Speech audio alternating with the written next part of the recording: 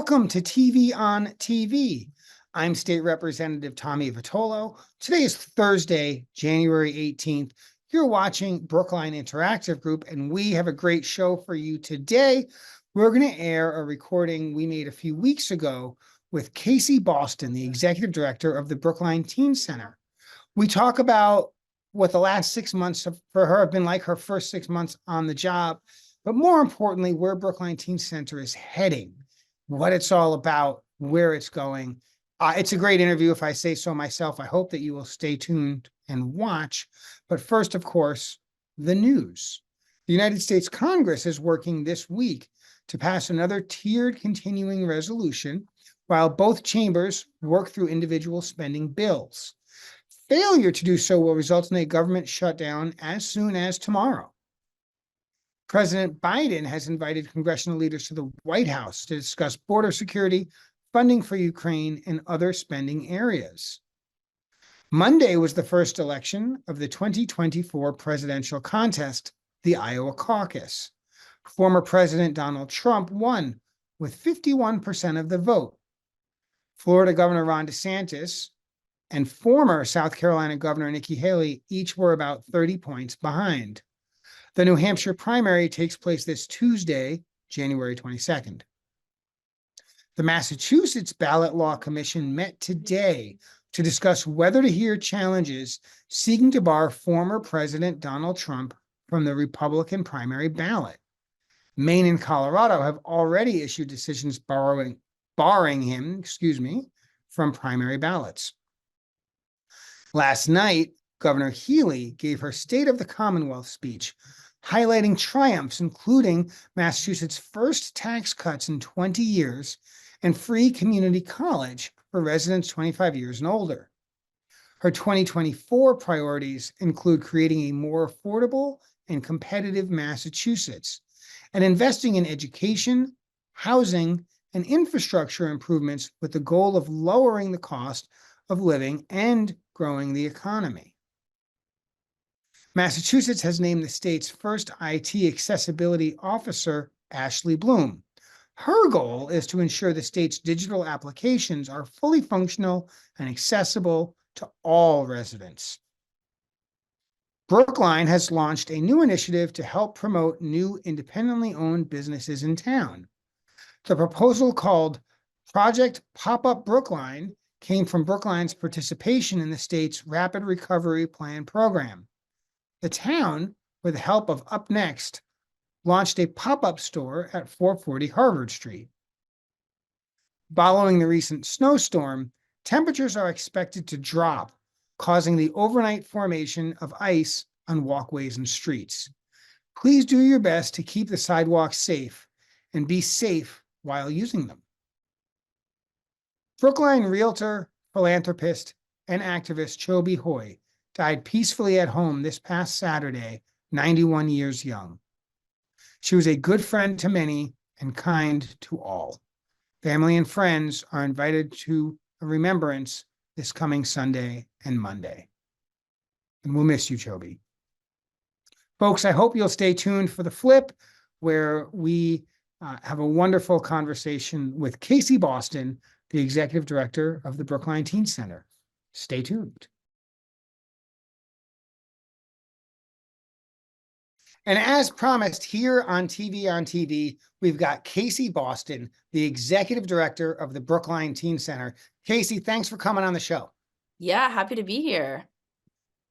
You know, it's a new year. It's exciting. And it's an exciting transition for you because you're new, relatively new to the Teen Center. But what have you been doing your whole life? What were you doing before you arrived at the Brookline Teen Center?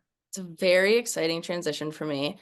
I actually grew up in Florida, and I came up to this area to go to graduate school, the Harvard Ed School, and was planning on kind of going right back out of Boston, but I accidentally met my wife and fell in love, and now I'm here with 2 children and a French bulldog and a home in Quincy. So that was a little over 10 years ago that I moved up here for school. And then for the majority of the time that I've been in the Boston area, I was working at St. Stephen's Youth Programs in the South End, which is an excellent nonprofit serving that community of after-school youth and teen employment for the teens of Boston. And so when the opportunity came for me to make the shift over to Brookline and take on this leadership role of being the executive director, I was really excited to do that and to take a step into my leadership, and also to continue working with teenagers, which is where I started at St. Stephen's, and really developed a love for that developmental stage and that like time in life where you can really have an influence over who people are and who they want to be and what they want to do and what they don't want to do, and kind of guiding that time. So I'm excited to kind of be back working with teenagers, because I had moved away from that the last couple of years into more just management and youth work. So I'm happy to be with my people again. And is there any truth to the rumor that you'll be changing your name to Kasey Brookline? There's yes, a ton of truth to that. I'm headed to town hall right after this. I'm very committed to the Brookline community. Whatever I need to do to prove my loyalty, I will do. No, my last name, very interesting. I'm the only person in my family that lives in this area. We still aren't even really sure where the name came from, although my brother has been doing some digging into ancestry, but it's a fun one. I thought that when I moved here, I would get a lot more free drinks. Like I would get carded. When I first moved here, I was younger, I'd get carded and people would be like, oh my God, that's such a cool last name here. Here's a free drink. And that's like literally never, ever happened. I'll make some calls. Okay. Tell the viewers a little bit about the Teen Center. Some viewers are very familiar, but many know of its existence and know more than that. So tell us about the Teen Center, sort of an overview. Yeah, the Teen Center was started a little over 10 years ago as a place for any teen who lives in or goes to school in Brookline to come and have a place where they can create and design and kind of figure out who they are and what they want to do. It's just a place for self-discovery and leadership development. Almost every programming thing that happens here, we have over 45 clubs right now, are teen led. So they come up with kind of what they want the time and the space that they're in here to be.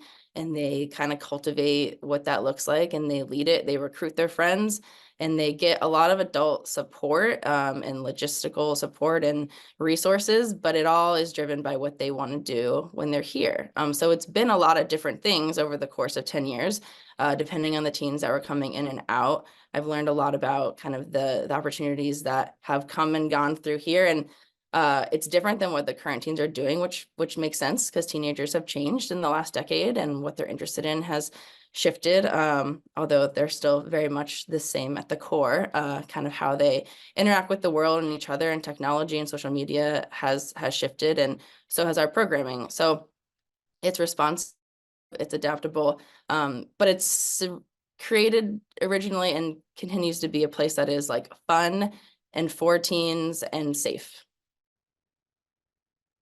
And you talked about earlier your love working with teens. So, makes sense. You might look for a job at a place like a teen center, but maybe give us a little more detail about why the Brookline Teen Center was where you wanted to go, where you wanted to take the next step in your path.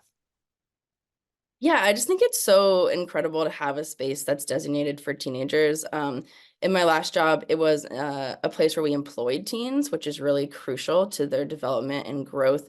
But there was no space for them to just be with their friends, to hang out, to kind of make into their own. It was just a job. And so when I found out that this existed, that there was this space created for teenagers by teenagers who are heavily in a part of the design and from start to finish the creation of this place, it was such a special thing that exists that I was like, I want to be a part of it. And I want to see, how do we take something that's so incredible and already making such a huge impact on teens and on the community of Brookline, and how do we like grow this, and how do we potentially bring it other places? Because I truly believe this is the kind of thing that all teenagers need across the board, is a space where people who aren't their parents care about them and are guiding them through this stage. And I think it's crucial. I think having good parents is obviously very crucial to your development, but I think having people who love you who aren't your parent is actually a game changer in kind of how you move along your journey to adulthood. And so I wanted to be in it. Yeah. Doing it. So give us a little bit more detail. You don't have to obviously give us the whole soup to nuts, but so a kid shows up at the teen center on a Tuesday afternoon or whatever, and then what? What happens when they're there? Well, of course, if it's Tuesday, it'd be Taco Tuesday. So they're gonna come in, they're gonna sign in. Hopefully they're members already. If you're not a member, you can still come in and hang out, and we'll like have you send the QR code, the link home to your parents to sign you up, but we don't turn anybody away. So you sign in and then you enjoy some food with us. There's always an abundance of things to choose from. Different things are created every day, like Taco Tuesday, and we always have cups of noodles and other really healthy teen-focused, delicious snacks. So you're probably gonna eat something, and then you can start playing basketball with your friends. You can do foosball. You can do the pool table. We have a full recording studio. If you're interested in music engineering, you can come and you can record your songs and you can publish them and you can get super famous, and then you can give your money back to the teen center because we are fully privately funded. We are not funded by the town of Brookline. So we're hopefully making a few rock stars along the way that can help kind of keep this place going. And then we have a ton of different clubs you can choose from. So in the midst of kind of this like drop-in style, do whatever you want, you can engage in kind of whatever you're interested in. We have a boxing club, we have a Dungeons and Dragons club, we have book club, we have supper club, which is really cool. You just like 10 of you just like go to restaurants that we've coordinated with and you get to eat there for free and try out some new foods and come back. So supper club is a big hit here. We have arts and crafts. We have really anything that you might want to engage in. We have either in a drop-in style or in a weekly club setting. And so we also have things related to like academics and growth. We have tutoring. We have college and career prep. So someone's here to help you. A very experienced guidance counselor comes every week and works on essays and scholarships and FAFSA and does all of the things that you need if you're in that part of your teenage career. We also recently got a 14-passenger van. So we're going to start not only picking up middle school age students from the further schools, but going on really cool weekend adventures, checking out colleges, going to do all the fun things around Boston that you can think of. So adventures are a part of what is coming as well. Amazing. And you said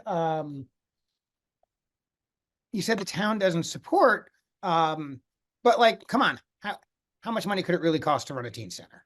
This is easy, right? Yeah, it turns out it costs a lot of money to run a teen center. Who knew? One, we have an incredible staff that I prefer to pay. So we have a great team here. We're continuing to grow as the interest grows from the community, and as we start to let in 6th, 7th, and 8th graders, we need to hire more staff. So right now, we opened our doors to them on Mondays and Fridays, and that group is thriving. They love it here. They run over and are just so excited and engaged and want to be at the teen center. And we currently can't have them here the other days. We need more resources. We need more money. We need more staff. And so that is all part of what I've been working on since I started, is how do we get our doors open 5 days a week to everyone from 6th to 12th grade. As you can imagine, they don't often want to be in the same spaces together, which is why we need more activities on we have an incredible space, but it needs to be staffed and it needs to have stuff going on in it. So that's what we're working on so that we can open up to that age group, which is really important for the town of Brookline because there's no after school programming for 6th, 7th, and 8th graders from the town. So that's about 1,500 students who are left with absolutely nothing to do that is organized and supervised by adults from after school until they would make their way home. So we want to be that place. They want this to be the place, and we just need a little bit more funding to make that happen. Well, if you see a seventh grader running around with a mustache, tell him to work on homework. I've seen that one. Yeah, yeah, he's a good one. So we talked about the middle schoolers, but let's talk about the high schoolers. Um, Brookline is a diverse place in a lot of ways. So tell me about the kinds of kids who are coming to the teen center, and what are the things that you're offering or that you're providing for kids that they wouldn't be getting otherwise? Yeah, so we truly are a place for everyone. There's something that I think every teen would find interest and engagement in. And if you come here and there's nothing that you're interested in, I would love to hear about that too, because like let's make that happen. We have the ability to like be fully teen led in that way. We also have a lot of teens who come here who truly don't really have anywhere else to go during that time. They're getting not just like kind of the surface activities and resources that we're providing to everyone, but they're getting some in-depth services and support.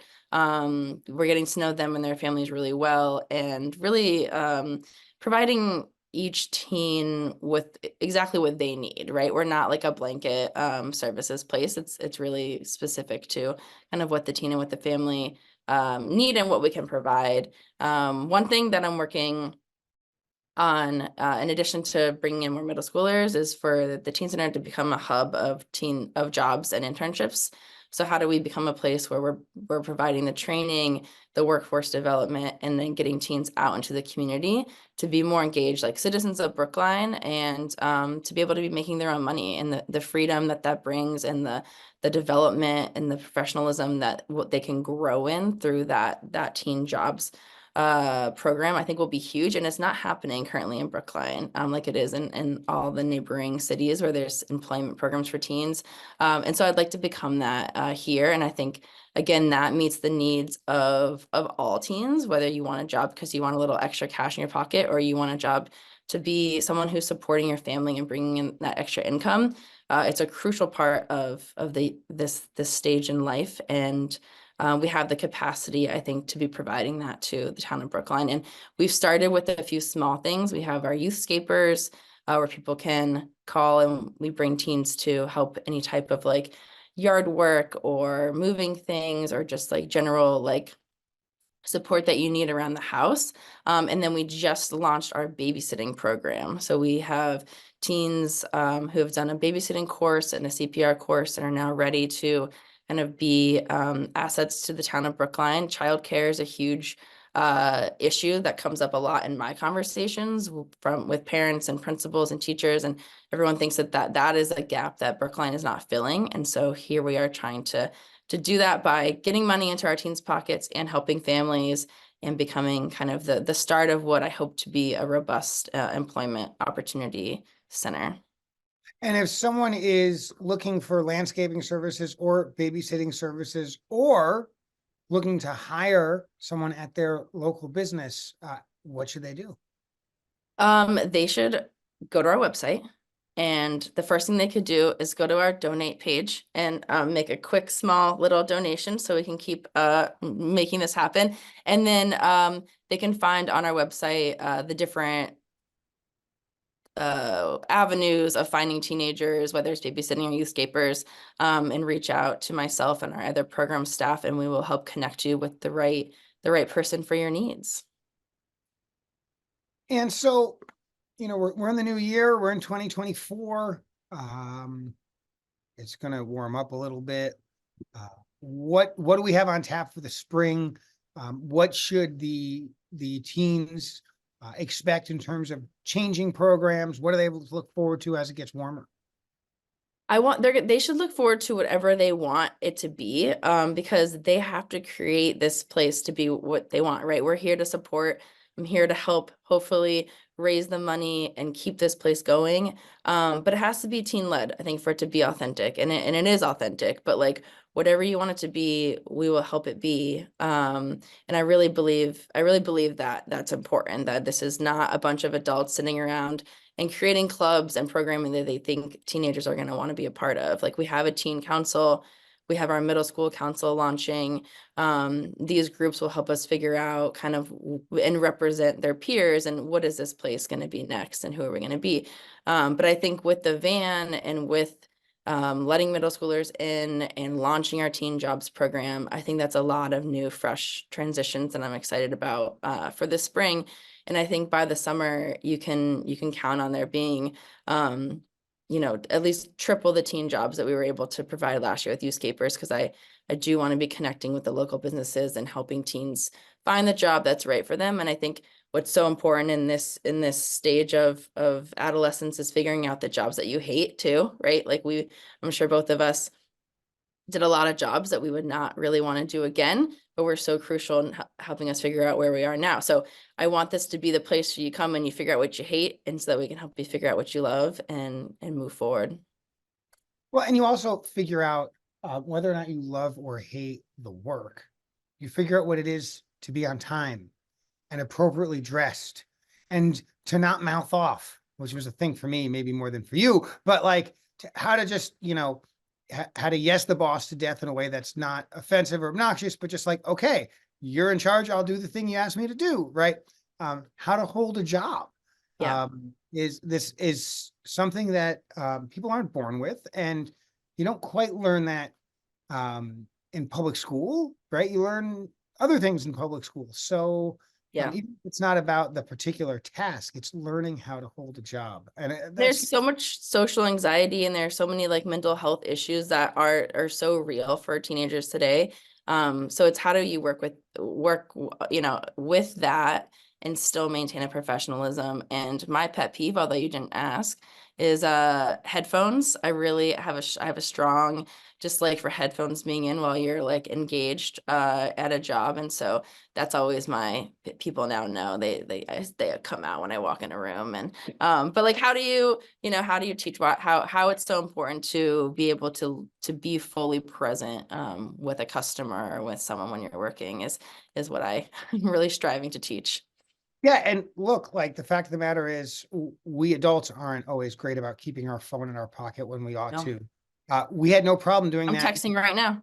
Yeah, I mean, it's um, we um, we didn't have a problem taking our phones out when we were working, because the rotary phone was hard to bring with us to the job. So some of the challenges are in a way new for teenagers now. Life moves faster, it's more complex, it's connected in so many more ways. Learning how to turn that off temporarily because you're doing a thing is really meaningful. So you've got all of that. There's a lot going on. Yeah.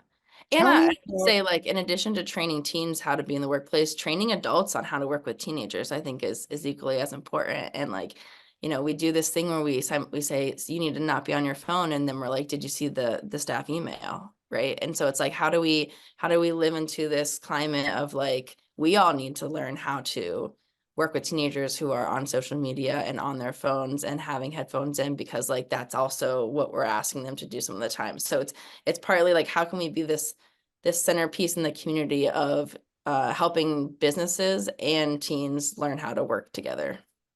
Now, the Teen Center is not open 24 hours a day, 365 days a year, for a lot of reasons. And I frankly am not sure when you're open and when you're not. And so tell me about like school vacations, either school vacation weeks or individual days when the school is closed, or holidays. Like are teens coming to the Teen Center during those times? How does that work?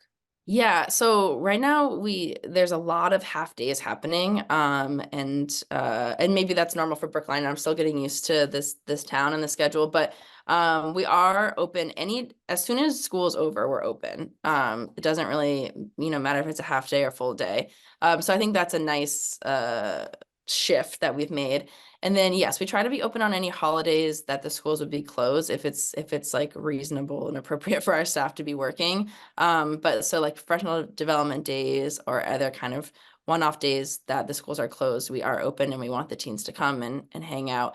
During school breaks, we are open. Our hours are different. They're more daytime focused. So we're probably not open until 8 p.m., but we're open from like 9 to 6 or kind of whatever makes sense for the community and for our staff, we try to pull off.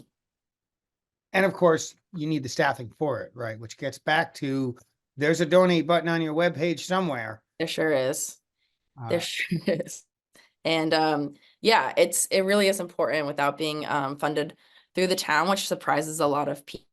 That we are privately funded. We need that private funding. So if you have the ability, if you like teenagers at all, if you were a teenager, I think it's important that you donate.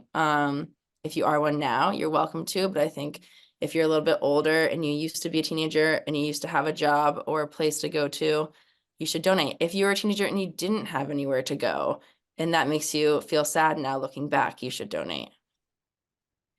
If you think you're going to have a teenager someday, you should donate. And I happen to know every once in a while, someone will have an event at the teen center, not necessarily for teens. So what's that all about? Yes, thanks for asking.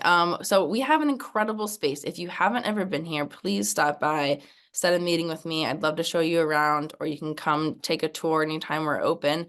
But we have an incredible space. It's a great venue.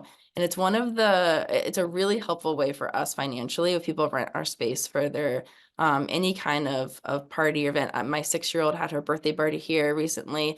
It was really fun. We have a bowling alley here. There's like every game you can want.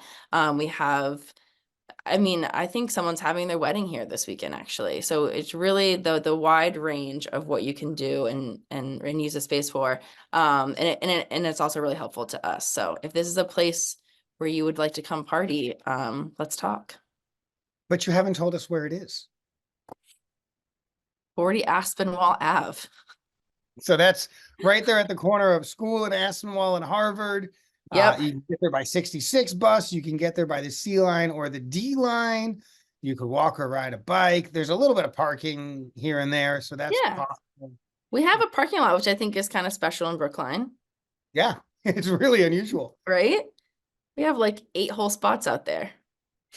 So it's a really accessible spot. Importantly, it's in an accessible spot for teenagers. Yes. Who generally aren't going to be driving to the teen center. Generally not, yep. And so it's well connected to the high school, and frankly, it's for a teenager, it's walking distance to an awful lot of Brookline.